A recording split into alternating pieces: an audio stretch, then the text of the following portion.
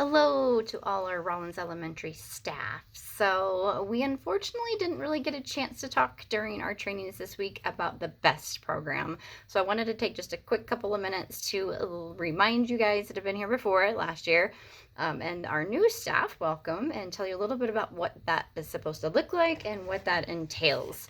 So, number one, if you still have, if you can see the whole thing, the BEST Matrix poster in your classroom somewhere, make sure that you've got that hung up so students can see. If you do not have one of the BEST Matrix posters that includes follow directions, treat others the way you want to be treated, respect personal boundaries, and accept no for an answer, please email me, Suzanne Scott, so it's just S Scott at CRB1. Email me and let me know if you need a poster, because we are going to have some more of those made if you can't find one in your room, or if you're new to a room and don't have one. So on your schedule, you should have some time set aside for BEST, which stands for Behavior Expectation Success Team. And during that time, as a classroom teacher, you are expected to talk about the expectations.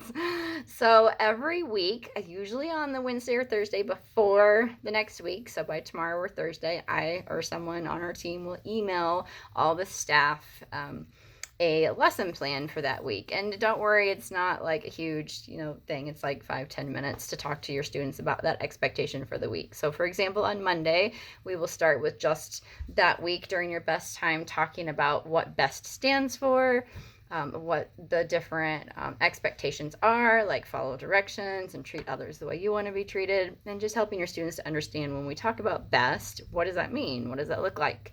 And so a lot of times in our building, staff will say, like, are you using your best behavior or best expectations? And they need to know what that stands for.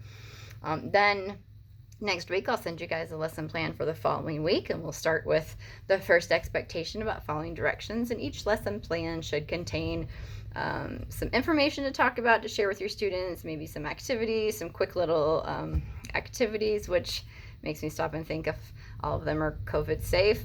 They might require students to do things together. So please tweak them, make them your own. A lot of teachers have their own ideas. So in your teams, talk to your teachers about what they've done in the past.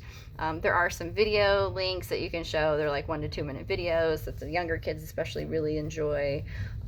So just be on the lookout for that, and know that is a time to set the expectations for our students in our building, to have a common language throughout our building, to help everyone to really hone in on those skills that we are looking for throughout school and with our students, and know that not all students come to school already knowing those kinds of things, and that's why we set aside time to teach those skills. So again, BEST expectations on the announcements every week. You'll hear a little bit about those too, so make sure your kids are listening to that. If you have questions, you can email myself or Seth Hetherington, or even KK Duncan has been part of our committee, and we can answer any questions. So please let me know if you need a poster.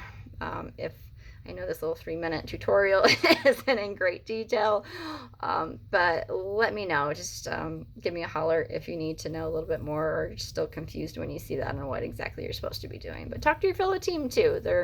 They've been doing this a lot last year, and they hopefully can help you out too. Have a great week. Thanks.